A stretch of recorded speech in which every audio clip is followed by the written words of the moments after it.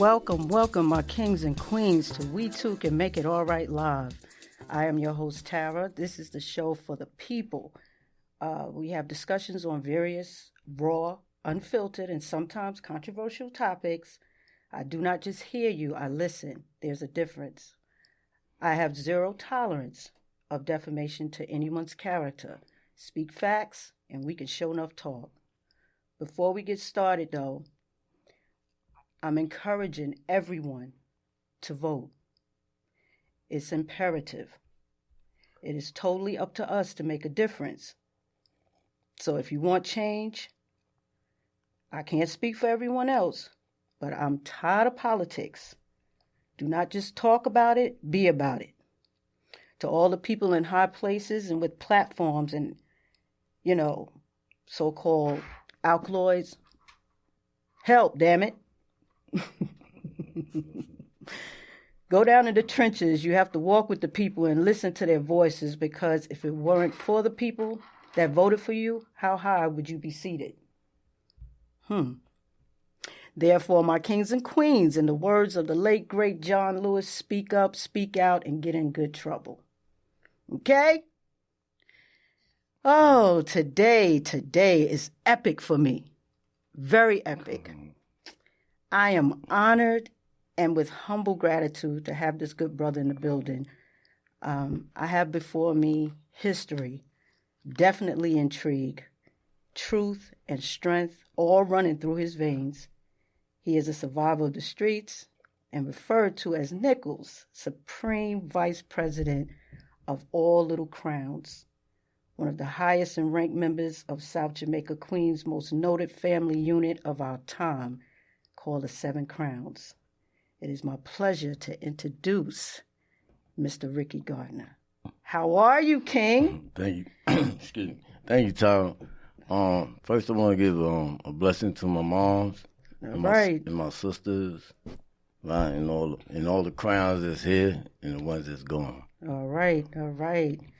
Thank you for blessing the show with your presence today.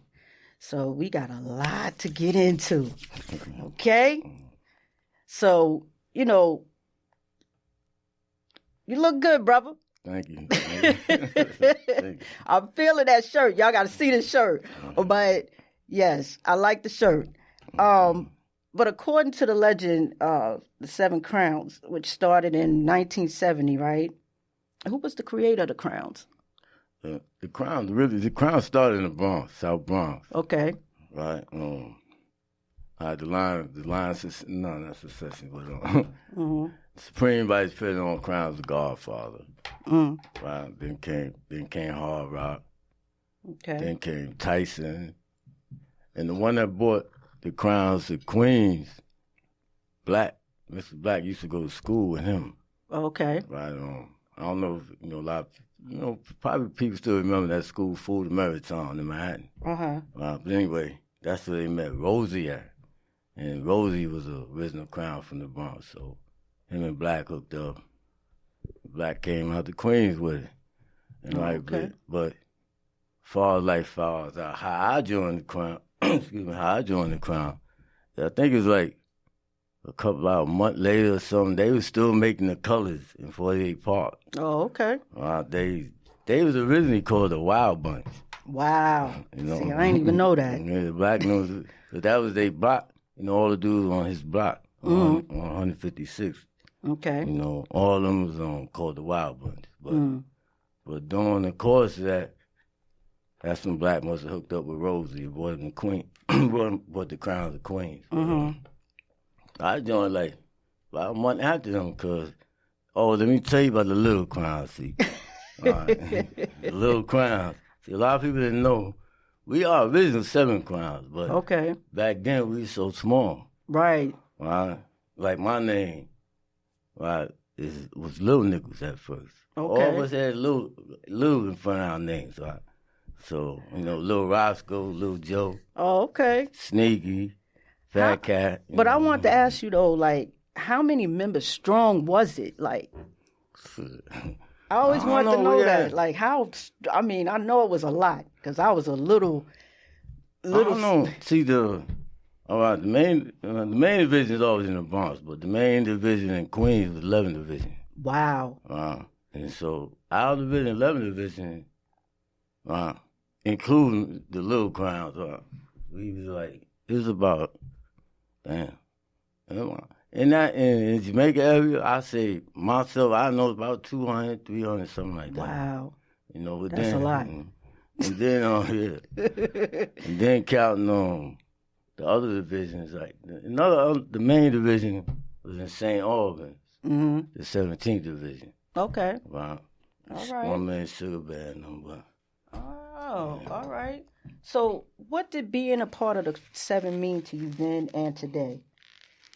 To me, see, I don't know. I guess I was always a curious little guy. So, and plus, I was the only crown in Basie at the time when I joined. I think I was like 11 years old, something like that. Yeah, about 11. So, did that like give you like, I don't know, like confidence? I mean, what did it mean to you? Like a new sense of family? I mean, what did it mean?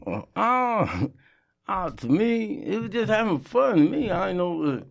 At first, it was me and the guys on my block that I grew up with. That we came down there to join the Crowns over that. My man Boydie, God bless him, he's the first Crown that got killed. Wow. You know. But anyway, I took guys on my block down there. They ain't hang out, so my bad. Well, what are some of the misconceptions, or should I say myths, about the 7 that need to stop? All right. The main myth is that I seen, and like I read a couple of them articles and seen, videos when I came home and all that, but, I never responded to them. Like I said, I was doing my own, how all this came up, I'm doing my own research to do a little book I was going to try to put together called The Main 21. Okay. But every time I look on the computer, the King Foundation pop up. Okay. Right? Now, don't get me wrong, they my peoples and all that, but I look at it with if you ain't gangbang with us from day one, I don't consider you a crime. Right. You know what I'm saying? Even like I told other people, anything that came after Sneaky and me, and then Fat Cat, there's no more little crowns out there. Anything under that, cause I went away for a minute when we was young, like 6 months or something like that. Okay. Came back. Now it's young crowns, baby crowns. Come on. Right. But, I take nothing from them, but I look at your honorary crown. Right. You know what I mean? But, other than that, as far as with the King Foundation, they good people. Right. I've heard a lot of positive things about that foundation, and what they do for the community. Yeah. But, we just, just clear up some of the things that people are saying or the misconceptions, of, let's speak about the truths and non-affiliations of the 7 that over the years have been taken out of content.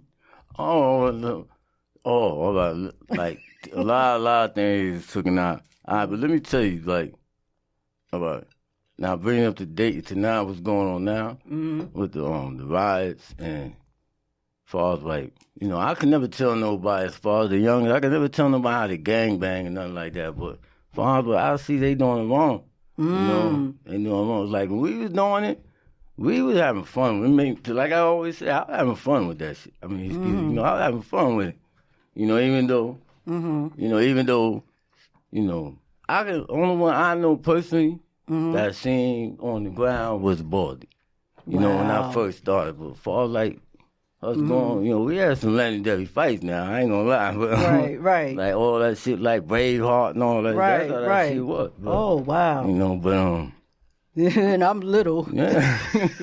I think I was 7 or 8 years old. Oh, okay. And I remember going through, man. Listen, when y'all was coming through, we had to go inside. See, that's one thing you told me about. Like 40 was, that was our home base. 48 Park, 40, the square on 108th, Right. Because, a lot of them, like Laverne and them, Snow, all the girls, all of them, it was about 20 crowns living 40 projects back then. Right. So, and nothing went on in 40, like nobody, no other gang, like I don't, no other gang never came in 40, because people in 40 would come in 48 Park and tell us, yo, somebody coming. Right. Or something like that. So, Right. we used to look out. Like, for those that, for those of you that was from the beginning, and y'all was known as a force to be reckoned with, okay? What are the thoughts of individuals that try to emulate or fabricate their existence in the Crowns? So fabricate us? You know how some people, they say they was a part of something that they really wasn't? Oh. And so they try to emulate, or I was in that, or my cousin, my uncle, I ain't gonna, I sat there, especially in the penitentiary. I sat in the bullpen and hearing people talking about us. Me, right, other people I know, and just sit there and listen to the war story that they telling. Then when they find it, they say, oh shit, that's nothing. Wow. But long as, like, I'll tell anybody, long as, you say what you say, long as you don't disrespect me or none of the people that's, that's, my people, say what you want to say. You want to big up, make yourself look big, that's on you. Right. But just say, I'm going to check you now if you say some old slimy shit. Now. True. Now, was some of the stuff they was saying, was it true? A lot of, like what? Like what? Like, whatever stories they was telling, like you said you overheard, was it true? Because I read two on the internet about, I don't know which one of them dude, probably was that dude in Daily News back then, but he said people running around firebombing people's houses and all that shit. That there? Yeah. That's speaking on, like, a lot of the stories of the Crowns that went down in history, right? What are some of the truths that you would like known that did. to those that are listening right now? That did. My other firebombing. We threw firebombs at each other fire. I mean, nobody never, like I said, nobody never came for a partner of the gang. Now, we told them, invited them there or something. But other than that, we went to other park and threw firebombs at their park house. You know what I mean? Where they be at in the game, as far as going to somebody's block, throwing them at their house and all that shit. We ain't never did no shit like that. Wow. And that's coming from me. I've been in every, I ain't saying like the Richard Pryor, like it's been in every gang fight with Right. But what are some of the positive aspects of the Seven Crowns within the community? All right. Yeah, as far as bringing it up to date to now, Tyler, when they killed the little boy, Clifford Glover. Now, I don't know. I was just getting ready to ask. We was going to talk about that because before it was a Trayvon Martin, Breonna Taylor, George Floyd, Eric Gardner. It was Clifford Glover. Yeah, and see, that's why I've been following all this, from back then up, all that. But my main thing is now, I ain't see that little boy name on none of them signs. It might be. Don't get me wrong. Right. It might be on something, but. To me, I ain't see his name on them songs, but like when they killed that boy, we was all in the park. Right. And it was early in the morning. Right. So somebody came in, so we ran up there. We seen him laying there for a long time out there. Right. So they say. But well, let me just, for those that are listening that may not know who he was a 10-year-old little African-American boy who was shot by an on-duty cop by the name of Thomas Shea. And this happened April 28th of 1973. And,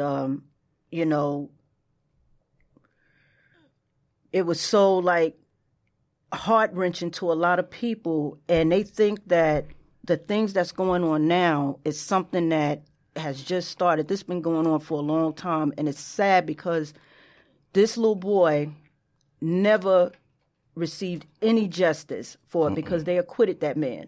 And I was just getting ready to ask you, what was the Seven Crowns course of action when it came back to the community that he was acquitted? No, the day, the night, that morning or the afternoon or whatever, but we ran through, we started on New York Boulevard, which is God Brewing now, but right. Any white-owned store, any, any